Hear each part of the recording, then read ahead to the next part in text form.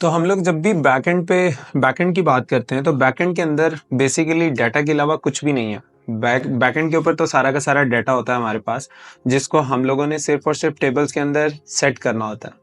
अब क्वेश्चन ये है कि ये डाटा सबका सब आएगा कहाँ से। तो ऑब्वियसली इसमें फ्रंट एंड बहुत एक बड़ा रोल प्ले करता है कि जो कुछ भी आप फ्रंट एंड के ऊपर एंटर कर रहे होते हैं वो सबका सब कहीं ना कहीं बैक एंड में जाके टेबल्स में स्टोर होना है। अब कोई भी चीज़ फ्रंट एंड से बैक एंड पे कैसे जाएगी, इसका क्वेश्चन तो ऑब्वियसली हम लोग बैक एंड पे देखेंगे, लेकिन एटलीस्ट डाटा किस तरह से हैंडल किया जाता है फ्रंट एंड लेवल के ऊपर, ये चीज़ हमें थोड़ा सा देख लेनी चाहिए। और ये इसी सेशन में हम लोग इंशाल्लाह कवर करने वाले हैं इस लेसन में कि किस तरह से आप डाटा को हैंडल कर सकते हैं अपने फॉर्म्स में HTML के अंदर।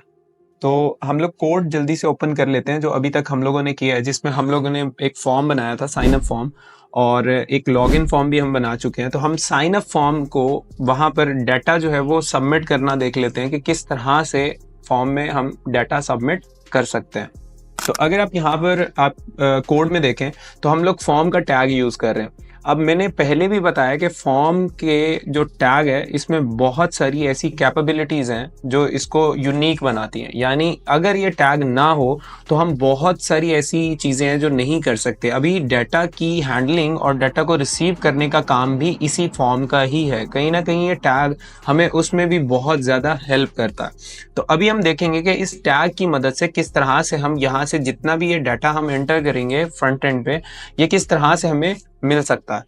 तो हम यहाँ पर देख रहे हैं जैसे ये हमने सारी चीज़ें लास्ट टाइम ही कंप्लीट कर दी थी, लेकिन एक चीज़ है जो अभी तक हमने जिसको छेड़ा नहीं है, that is the name of the input fields. आप याद रखें कि कभी भी डाटा नहीं आएगा जब तक आपने नेम सेट नहीं किए होंगे। आप खुद ही समझें कि आप किसी को बुलाना चाहते हैं, आप उसको बुला रहे हैं लेकिन उसका नाम ही नहीं ले रहे हैं, तो भाई उसको कैसे पता चलेगा कि वो अब आ जाए। तो आपने अगर किसी को बुलाना हो तो नाम लेते हैं। ऑब्वियसली यहाँ पर भी ऐसा ही है कि फॉर्म में से जब आपको डाटा लेना है तो एटलीस्ट उसका कुछ नाम तो रखें ताकि उसे पता हो कि ये मेरा नाम है और इस नाम के साथ मुझे ये डाटा लेकर जाना है। तो नाम की यहाँ पर इम्पोर्टेंस बहुत ज़्यादा है और इस नेम को हम ज़रूर कोई ना कोई इनिशियलाइज या वैल्यू ज़रूर देते हैं, यानी इसको कुछ ना कुछ बोल देते हैं कि भाई तुम्हारा ये नाम है, ताकि वो अपने उस नाम के अकॉर्डिंगली कोई ना कोई डाटा आपको ला के दे दे जो भी आप फॉर्म में एंटर करते हैं। तो जल्दी से हम देख लेते हैं कि किस तरह से ये नेम का एट्रीब्यूट आपको हेल्प कर सकता है। अभी इस चीज़ को देखने के लिए हम लोग पहले फॉर्म को थोड़ा सा यूनिक करेंगे और फॉर्म को कहेंगे कि भाई तुम एक मेथड भी बन गए हो, मतलब तुम्हें एक काम करना है, वो ये है कि तुम्हें यहाँ पर आने वाला सारा डाटा गेट करना है। तो ये अब क्या करेगा कि जो भी डाटा इसको यहाँ पर मिलेगा उसको गेट करेगा, लेकिन यहाँ पर सिर्फ ये कर देने से कुछ भी नहीं होगा। अगर मैं यहाँ पर इसको रिफ्रेश करूँ और इसको साइन अप करने की कोशिश करूं तो ये कह रहा है जी डाटा फिल करें। मैं यहाँ पर इसको डाटा फिल करके देता हूँ और यहाँ पर साइन अप करता हूँ, तो कुछ भी नहीं हुआ, जस्ट वो फॉर्म अगला आ गया। लेकिन यहाँ पर अगर आप ऊपर देखें URL में भी कुछ एज सच ज़्यादा चेंजेस आए नहीं हैं, बस वो ये बता रहा है कि ये फाइल कहाँ पड़ी है और सिर्फ login.html हमें वही फाइल दे रहा है वापस, डाटा नहीं है स्टिल यहाँ पर। तो मैं तो डाटा चाह रहा हूँ कि अब मेरे पास डाटा आ जाए। तो अब इस चीज़ को करने के लिए हमें यहाँ पर जाके जस्ट क्या करना है कि मैं जैसे यहाँ पर नेम के अंदर इसको लिख देता हूँ कि भाई तुम फर्स्ट नेम हो अंडरस्कोर नेम। अच्छा, यहाँ पर कोई रिस्ट्रिक्शंस नहीं है, आप चाहें तो नेम में कुछ भी लिख सकते हैं। नेम में अपना नाम लिख दीजिएगा, कोई फ़र्क नहीं पड़ेगा। तो यहाँ पर नेम में मैंने फर्स्ट नेम ही लिखा है क्योंकि यहाँ पर जो डाटा आने वाला है वो क्या आएगा, फर्स्ट नेम आएगा। तो इस तरह से सारे के सारे नेम्स को आपको इनिशियलाइज करना होता है। हम जस्ट चेक कर लेते हैं कि किस तरह से काम करेगा। तो हमने यहाँ पर आके इसको रिफ़्रेश किया और यहाँ पर अब मैं दोबारा से डाटा देता हूँ। भाई अमार लिखा, मैंने इसको साइन अप किया। आप ज़रा गौर करिएगा, ये ऊपर अब स्क्रीन पे आपको फॉर्म सबमिट करने के बाद first name is equals to Amar लिखा हुआ नजर आ गया। इट मीन्स के डाटा इज नाउ गेटिंग, अब हमारा डाटा आना शुरू हो गया है, डाटा फॉर्म गेट कर रहा है। तो हमने उसका जो मेथड उसे बताया अब वो प्रॉपरली वर्क कर रहा है। और हम यहाँ पर कुछ चीज़ें हैं जिनको जल्दी से देख लेते हैं, और वो ये है कि हम सब नेम को कोई ना कोई नेम से इनिशियलाइज करने वाले हैं। तो इस वीडियो को हम फास्ट फॉरवर्ड करके ये सारे नेम्स लगा देंगे और फिर उसके बाद हम देखते हैं कि इसको फॉर्म को फिल कैसे करना है। तो इसी तरह से आप सारे के सारे कोड के अंदर जितने भी आपके इनपुट फील्ड्स हैं सबको अगर नेम के जो एट्रीब्यूट है उसमें कोई ना कोई वैल्यू लिख देंगे, तो अब क्योंकि आप नाम दे चुके हैं तो अब वो सारे डाटा आपको रिसीव हो जाएगा जो जो आप उन इनपुट्स के अंदर एंटर करेंगे। जैसे अब हम ये फॉर्म को सेव करते हैं और जाके इसको रिफ़्रेश कर लेते हैं अपने फॉर्म को, तो हम इसको बैक करते हैं और रिफ़्रेश कर लेते हैं। अब जब यहाँ पर हम डाटा लिखना शुरू करेंगे, जैसे यहाँ पर मैंने अपना नाम ही लिख लिया, लास्ट नेम में नासिर, और ईमेल मैं इसको देता हूँ amarnasir@gmail.com, और उसके बाद मैं इसको कुछ डेट, कुछ भी वैल्यू दे देते हैं और इसको हम कह देते हैं BS, और यहाँ पर हम कर लेते हैं कंप्यूटर और उसके बाद फिजिक्स भी सिलेक्ट कर लेते हैं और इसको हम कर देते हैं साइन अप। अब आप देखें तो यहाँ पर बहुत सारा डाटा जो है वो रिसीव हुआ है, और इस सारे डाटा को अगर हम यहाँ पर कॉपी कर लें और इसको हम देखना चाहें कि ये डाटा आया क्या है बेसिकली हमारे पास, तो हम यहाँ पर इसको पेस्ट करके और जस्ट इसको विजुअलाइज कर लेते हैं। तो ये देखें, ये कुछ डाटा था जिसको अभी मैं वहाँ से URL से कॉपी करके लाया हूँ आप लोगों को दिखाने के लिए। एंड के बाद का मतलब होगा कि नेक्स्ट इनपुट, तो हम लोग यहाँ पर जितने भी एंड हैं उनको नेक्स्ट लाइन पे ले जाते हैं ताकि हम क्लियरली देख सकें कि हमारे पास डाटा आया क्या क्या है। तो यहाँ पर ये कुछ हमारे पास डाटा आया है जिसमें हम लोग कुछ चीज़ देखें तो यहाँ पर थोड़ा सा प्रॉब्लम भी है स्टिल इस डाटा के अंदर, और बाकी कुछ चीज़ें बहुत अच्छे से वर्क कर रही हैं। जैसे फर्स्ट नेम हमारे पास बिल्कुल ठीक आया, लास्ट नेम ठीक आया है, ईमेल हमारे पास सही आ गया। ईमेल के अंदर ये जो %40 है ये बेसिकली @ के लिए यूज़ हो रहा है, तो परेशान मत होइएगा कि ये तो हमने लिखा ही नहीं था। तो इनपुट फील्ड के अंदर जो @ है उसकी जगह जो HTML है वो जब डाटा लेता है तो %40 लिखता है, और इसके बाद जो डेट है वो आपके पास बिल्कुल सही आ गई।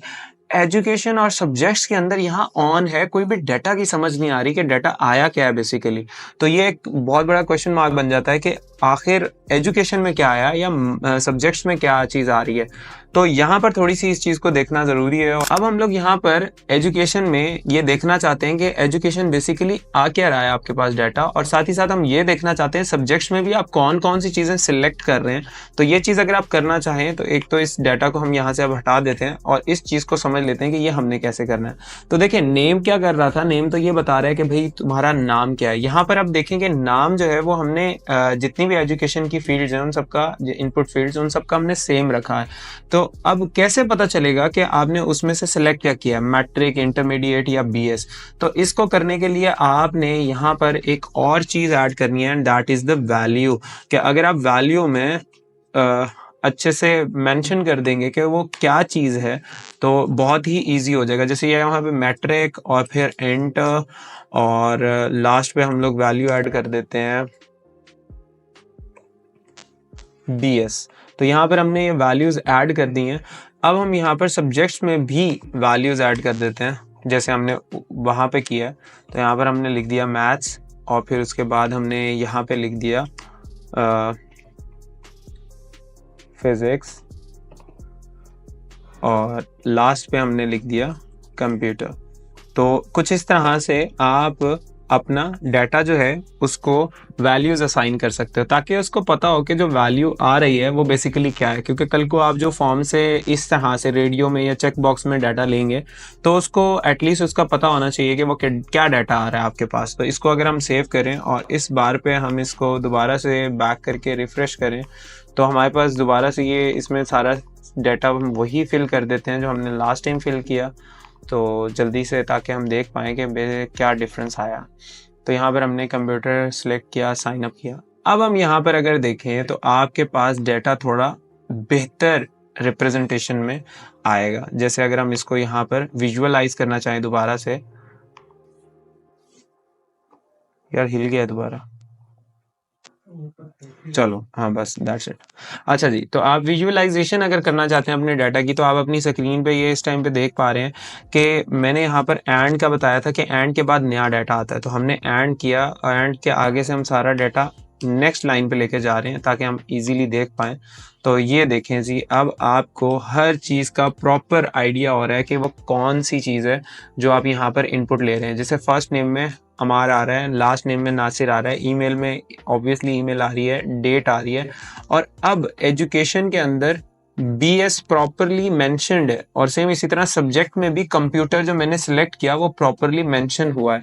इसका मतलब ये है कि नेम का एट्रीब्यूट हमें डाटा लेने में मदद करता है, और प्लस उसकी जो वैल्यू है वो हमें तब मदद करती है ताकि अगर हमारे पास एक से ज़्यादा फील्ड सेम नाम पे काम कर रही हैं तो वो वहाँ पर क्या वैल्यू लेनी चाहिए उसे, वो उसमें हमें मदद देता है। तो आप इसको प्रैक्टिस करके खुद भी इसमें और ज़्यादा बेहतर हो सकते हैं, और इससे फ़ायदा ये होगा कि कल को जब आप बैकएंड पे काम करेंगे तो आपको डाटा को फॉर्म से लेना आता होगा, और आप बड़ा इजीली इसको बैकएंड पे कहीं ना कहीं किसी टेबल को बना के उसमें स्टोर करेंगे। और this is all about to create websites. तो आपका वेबसाइट की जो बनाने की जो जर्नी है वो बहुत आसान हो सकती है, क्योंकि ये क्रिटिकल पॉइंट था सीखने के लिए। तो होपफुली आपको ये आइडिया हो गया होगा कि हम फॉर्म से डाटा किस तरह से गेट करते हैं, और आपकी जो गेम है HTML में वो आहिस्ता आहिस्ता बेहतर होना शुरू हो गई होगी। तो इंशाल्लाह हम लोग नेक्स्ट सेशन में, नेक्स्ट लेसन में अब देखते हैं कि किस तरह से इन फॉर्म से आगे जो है वो डिव्स किस तरह से क्रिएट होती हैं, और फिर हम अगर अपनी स्क्रीन को डिवाइड करना चाहें डिफरेंट पोर्शंस में तो वो किस तरह से किया जा सकता है।